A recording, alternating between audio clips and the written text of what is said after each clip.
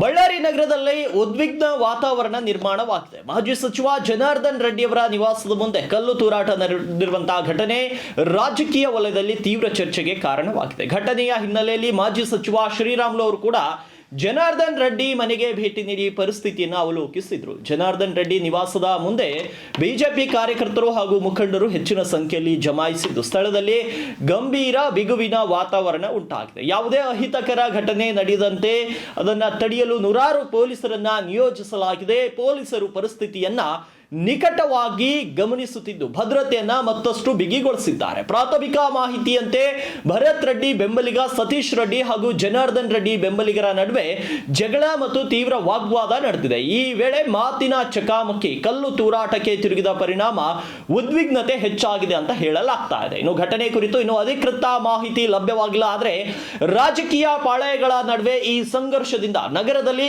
ಆತಂಕದ ವಾತಾವರಣ ನಿರ್ಮಾಣವಾಗಿದ್ದು ಶಾಂತಿ ಕಾಪಾಡುವಂತೆ ಪೊಲೀಸರು ಸಾರ್ವಜನಿಕರಲ್ಲಿ ಮನವಿಯನ್ನ ಮಾಡಿದ್ದಾರೆ. ಪರಿಸ್ಥಿತಿ ನಿಯಂತ್ರಣದಲ್ಲಿದೆ ಅಂತ ಪೊಲೀಸ್ ಮೂಲಗಳು ಕೂಡ ತಿಳಿಸಿವೆ.